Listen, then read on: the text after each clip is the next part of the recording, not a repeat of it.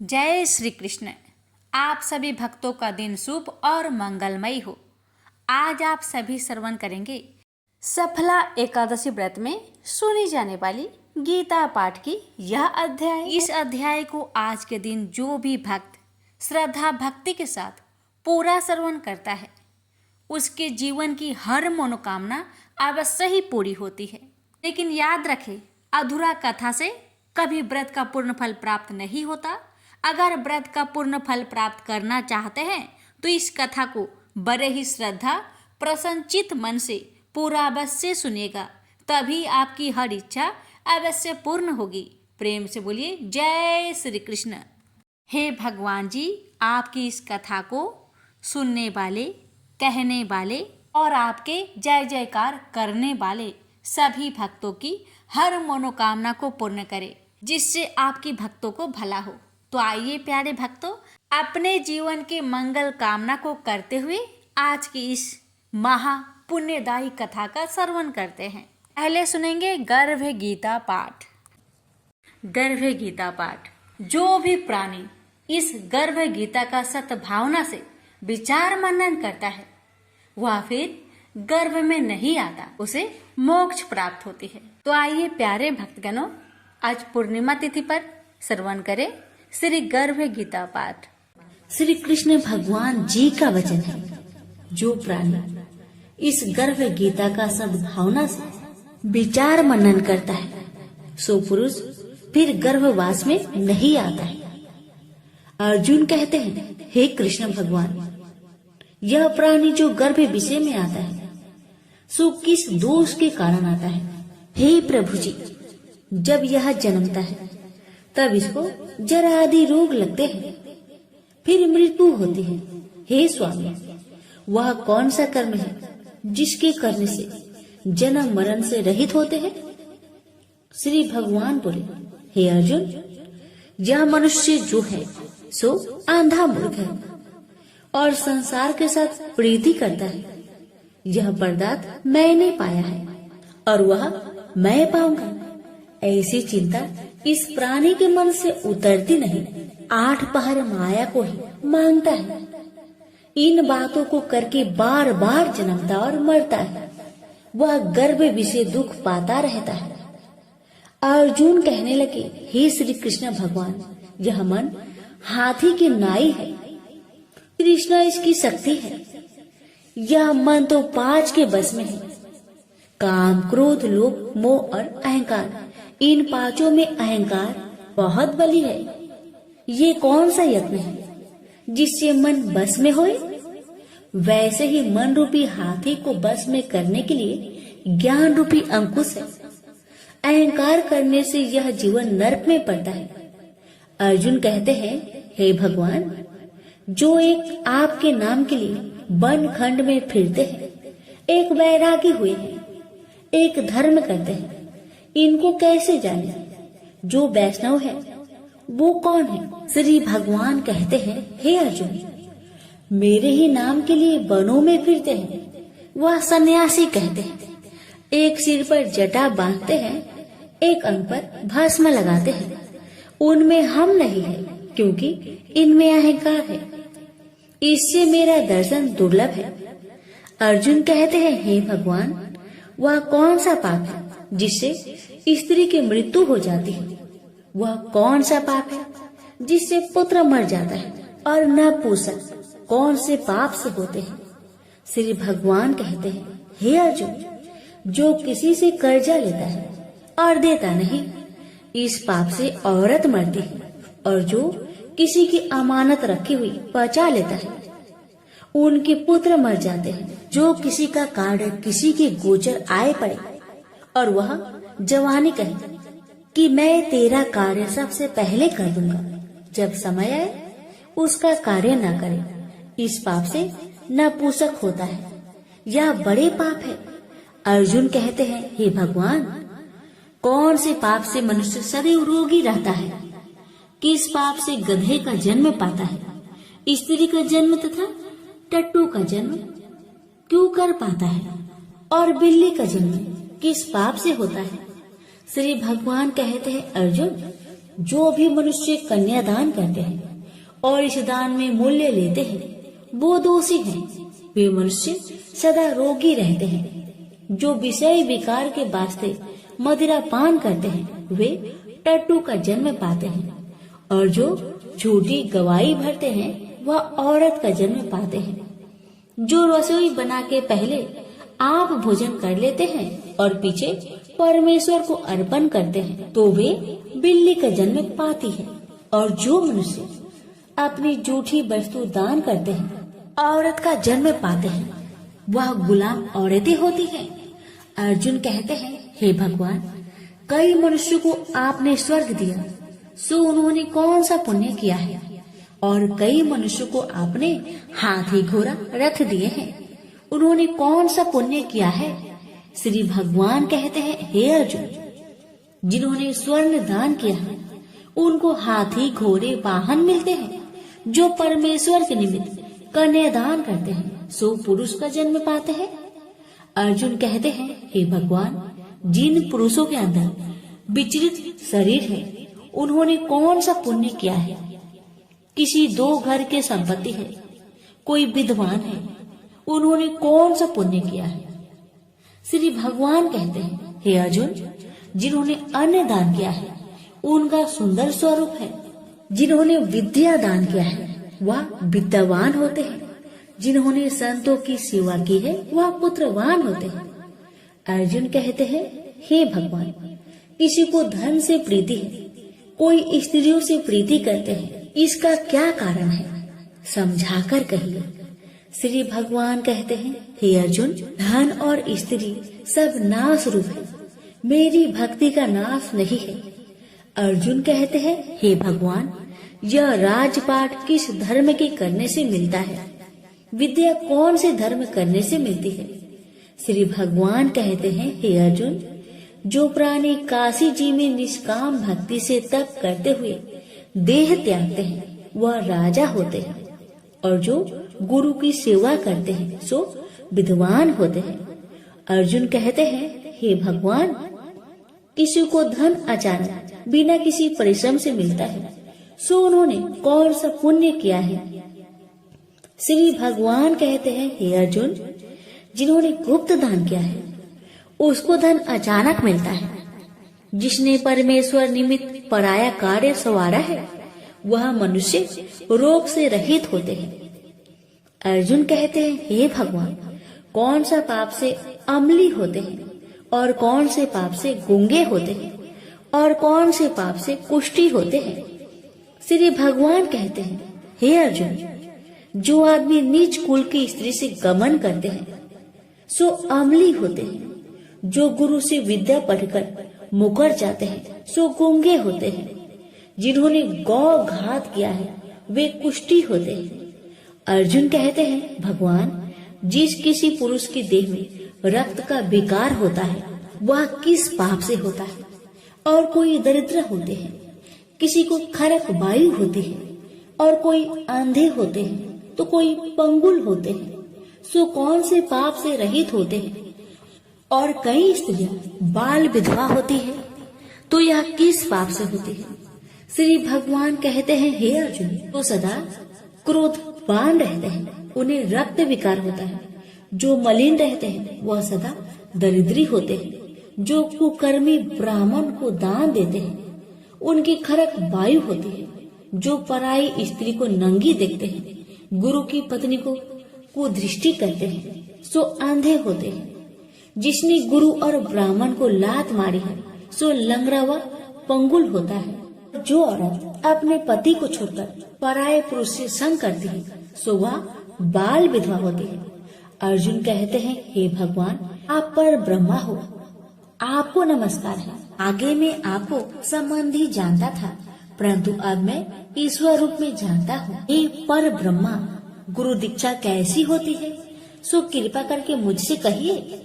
श्री भगवान कहते हैं, हे अर्जुन, तुम धन्य हो, तुम्हारे माता पिता भी धन्य हैं, जिनके तुम ऐसे पुत्र हो। हे अर्जुन, सारे संसार का गुरु जगन्नाथ, विद्या का गुरु काशी, चारों वर्णों का गुरु सन्यासी है।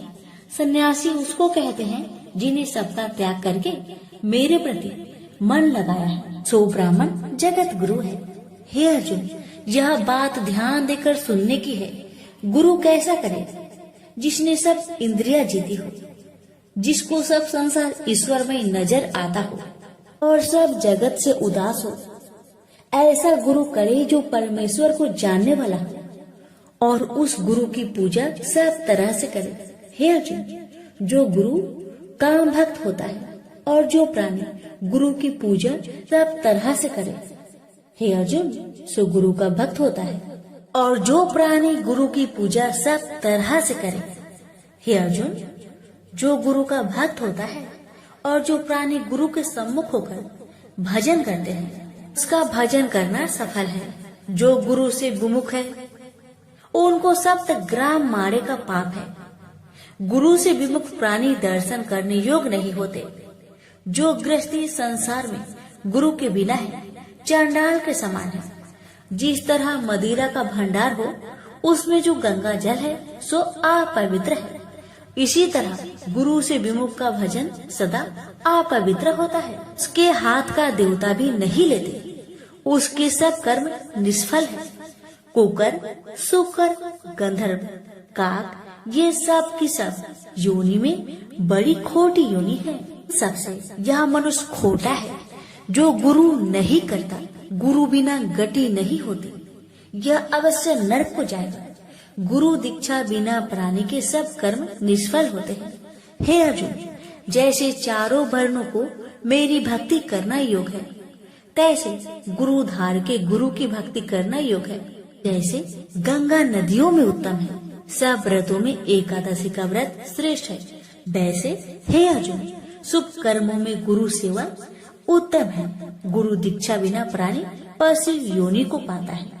जो धर्म भी करता है सो पशु योनि में फल भोगता है, 84 योनियों में भ्रमता रहता है।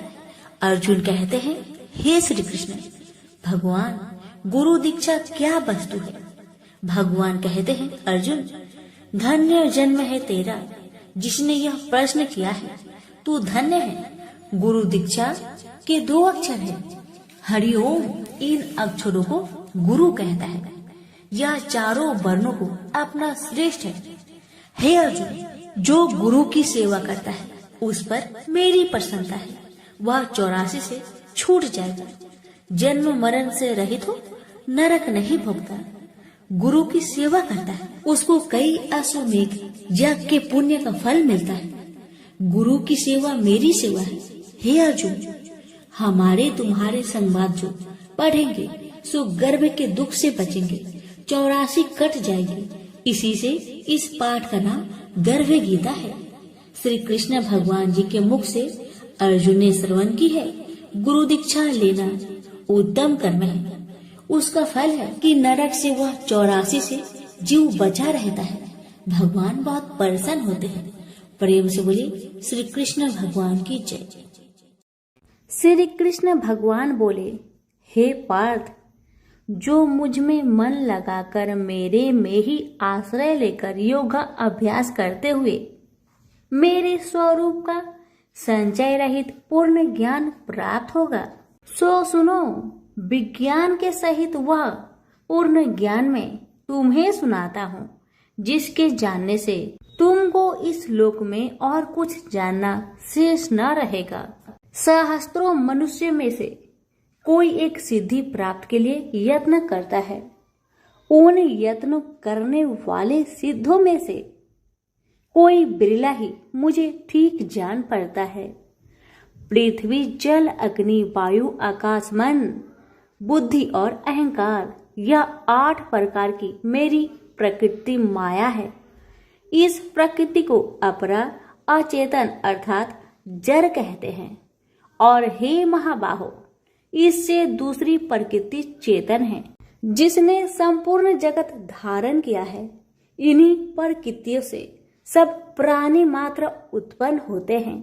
ऐसा जानो, यह प्रकृतियां हमसे ही उत्पन्न हुई है। इस तरह सब जगत की उत्पत्ति और प्रलय का कारण मैं ही हूँ। हे धनंजय, जिस प्रकार धागे में मणि पिराई जाती है, उसी भांति यह सब संसार मुझसे परे और कुछ भी नहीं।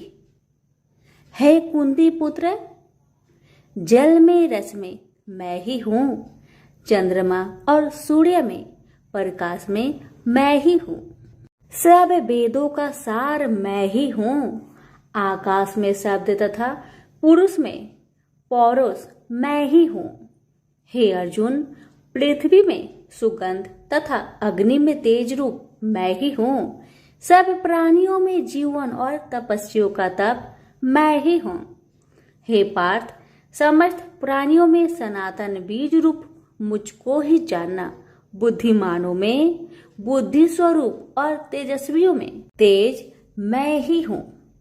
हे अर्जुन, काम और रोग रहित बलवान पुरुषों में धर्म के विरुद्ध न जानने वाला कर्म मैं ही हूं। जितने भी स्वास्तिक राजस तामस पदार्थ है, वे सब मुझसे ही उत्पन्न हैं, परंतु उनमें मैं नहीं रहता। ये सब मुझ में है। सत्व रज तम, इन तीनों गुणों के प्रभाव से यह सारा जगत मोहित हो रहा है। इस कारण यह मेरी गुणमयी और दिव्यमयी माया अति दुस्तर है। जो मुझको अनन्य भाव से भजते हैं, वे इस माया को पार कर जाते हैं।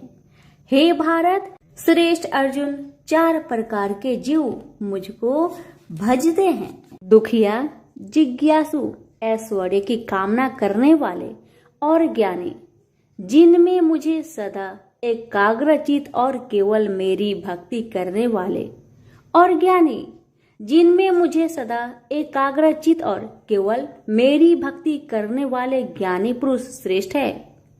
क्योंकि मैं ज्ञानी को अत्यंत प्रिय हूँ और वह मुझको प्रिय है। यद्यपि ये सभी भक्त श्रेष्ठ है, तथापि ज्ञानी तो मेरी आत्मा ही है, क्योंकि वह मुझ में ही मन लगाकर मुझको ही सर्वोत्तम गति मान मेरा ही आश्रय ग्रहण करता है। वह ज्ञानी अनेक जन्मों के बाद मुझे पा लेता है।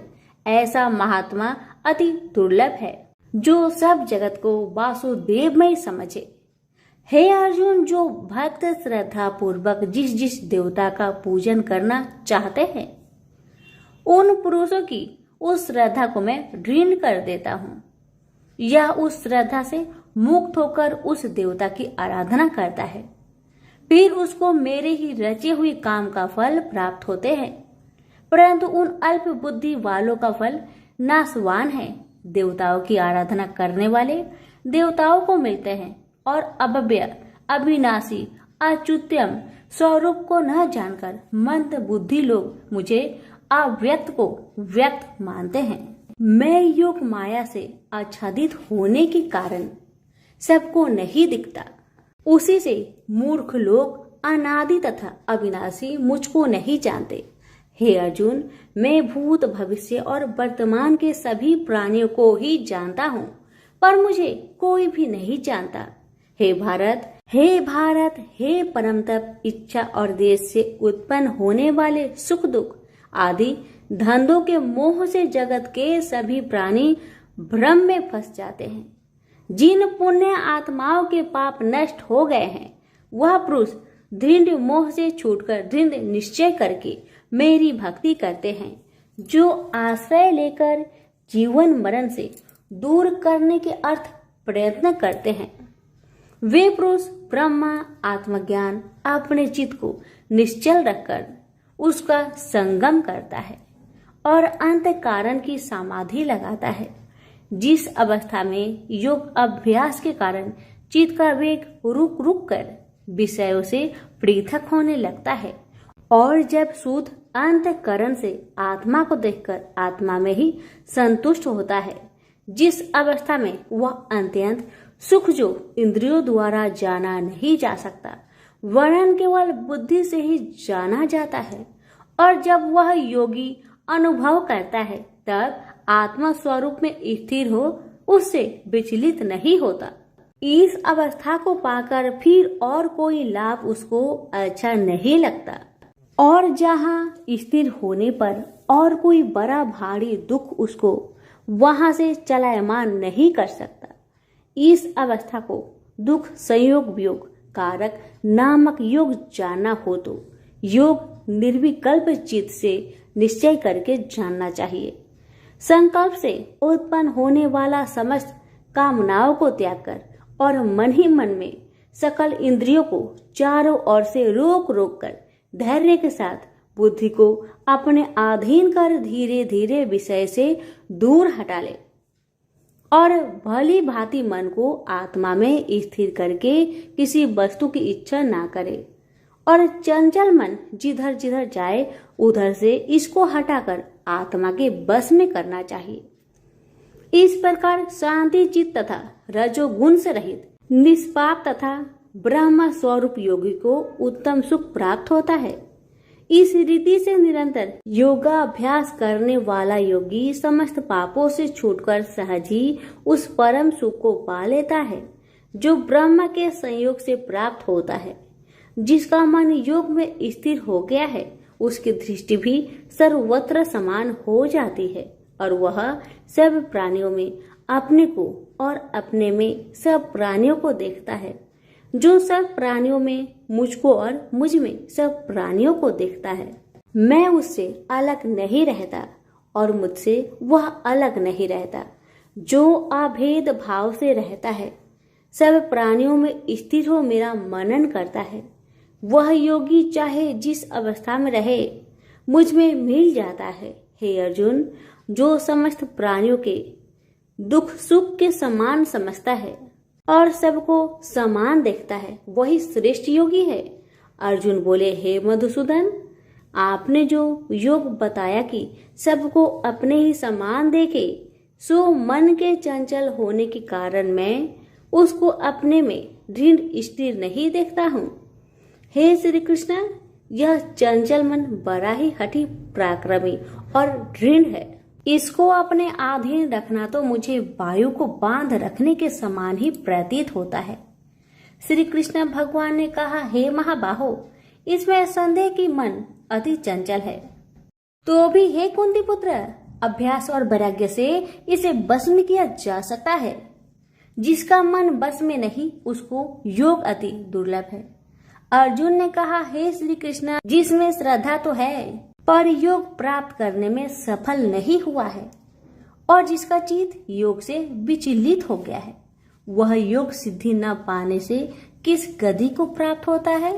श्री कृष्ण बोले, हे अर्जुन, उसका यहाँ नाश नहीं होगा पर परलोक में भी नहीं होगा, क्योंकि उत्तम कर्म करने वाले किसी मनुष्य की दुर्गति नहीं होती।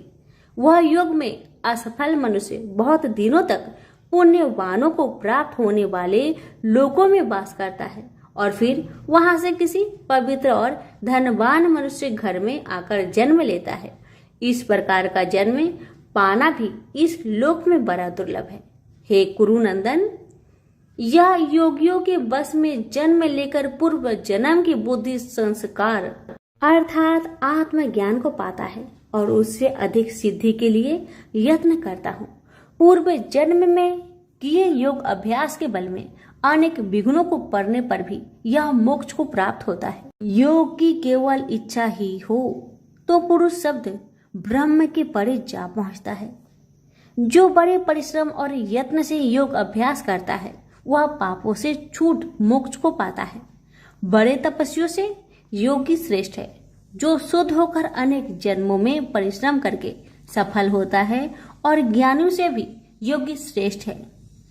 इसलिए हे अर्जुन, तुम योगी बनो। केवल मुझ में ही मन लगाकर योग प्राप्ति के लिए जो मेरा भजन करता है उसको समस्त योगियों के मध्य से मैंने अत्यंत श्रेष्ठ माना है। प्रेम से बोलिए श्री कृष्ण भगवान की जय। आप सुनिए श्रीमद् भगवत गीता पाठ अध्याय 7 की महात्म्य। भगवान शिव कहते हैं, हे पार्वती, अब मैं 7वें अध्याय का महात्म्य बतलाता हूँ, जिसे सुनकर कानों में अमृत राशि भर जाती है। पाटलिपुत्र नामक एक दुर्गम नगर है जिसका गोपुर बहुत ही ऊंचा है। उस नगर में शंकुकर्ण नामक एक ब्राह्मण रहता था।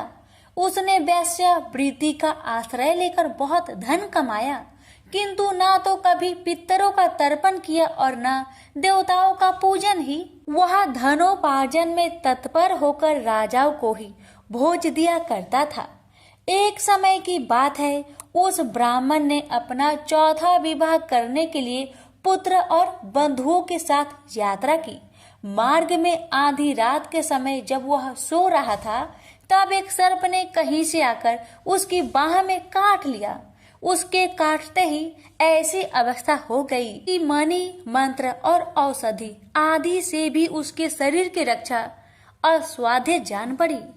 तत्पश्चात कुछ ही क्षणों में उसके प्राण पेखरू उड़ गए। वह प्रेत बना। फिर बहुत समय के बाद वह प्रेत सर्प योनि में उत्पन्न हुआ। उसका बीत धन की वासना में बंधा था। उसने पूर्व वृत्तांत को स्मरण करके सोचा, मैंने घर के बाहर करोड़ों की संख्या में अपना जो धन गार रखा है, उससे इन पुत्रों को वंचित करके स्वयं ही उसकी रक्षा करूंगा। सांप की योनि से पीड़ित होकर पिता ने एक दिव्य सपना में अपने पुत्र के समक्ष आकर अपना मनोभाव बताया। तब उसके पुत्र ने सवेरे उठकर बड़े विस्मय के साथ एक दूसरे से सपने की बातें कही। उनमें से झंझला पुत्र कुदाल हाथ में लिए घर से निकला और जहां उसके पिता सर्प योनि धारण करके रहते थे, उस स्थान पर गया। यद्यपि उसे धन के स्थान पर ठीक ठीक पता नहीं था, तो भी उसने जीहो से उसका ठीक निश्चय कर लिया और लोभ बुद्धि से वहां पहुंचकर बाबी को खोदना आरंभ किया। तब उस बाबी से बड़ा भयानक सांप प्रकट हुआ और बोला, ओ मूर्ख, तू कौन है? किस लिए यहाँ आया है? यह बिल क्यों खोद रहा है? किसने तुझे भेजा है? ये सारी बातें मेरे सामने बता। पुत्र बोला, पिताजी, आपकी मुक्ति कैसे होगी? इसका उपाय मुझे बतलाइए, क्योंकि मैं इतनी रात को सब लोगों को छोड़कर आपके पास आया हूँ। पिता बोले, बेटा, गीता के अमृतमय 7वें अध्याय को छोड़कर मुझे मुक्त करने में तीर्थ, दान, तप और यज्ञ भी सर्वथा समर्थ नहीं है। केवल गीता का 7वां अध्याय ही प्राणियों के जरा मृत्यु आदि दुखों को दूर करने वाला है। पुत्र, मेरे श्राद्ध के दिन गीता के 7वें अध्याय का पाठ करने वाले ब्राह्मण को श्रद्धा पूर्वक भोजन कराओ। इससे निसंदेह मेरी मुक्ति हो जाएगी। बस अपनी शक्ति के अनुसार पूर्ण श्रद्धा के साथ निर्वर्षी और वेद विद्या में प्रवीण अन्य प्राणी को भी भोजन कराना। सर्प योनि में पड़े हुए पिता के यह वचन सुनकर सभी पुत्र ने उनकी आज्ञा अनुसार तथा उससे भी अधिक किया। अब शंकुकर ने अपने सर्प शरीर को त्याग कर दिव्य देह धारण किया और सारा धन पुत्रों के अधीन कर दिया। पिता ने करोड़ों की संख्या में जो धन उनमें बांट दिया था, उससे वे पुत्र बहुत प्रसन्न हुए। उनकी बुद्धि धर्म में लगने लगी थी, इसलिए उन्होंने बावली, कुआं, पोखरा, यज्ञ तथा देव मंदिर के लिए उस धन का उपयोग किया और अन्य शाला भी बनवाए। तत्पश्चात 7वें अध्याय का सदा जप करते हुए उन्होंने मोक्ष प्राप्त किया। हे पार्वती, यह तुम्हें 7वां अध्याय का महात्म्य बतलाया, जिसके श्रवण मात्र से मानव सब पातकों से मुक्त हो जाता है। प्रेम से बोलिए उमापति शंकर भगवान की जय। वीडियो को लाइक शेयर करना ना भूले। धन्यवाद।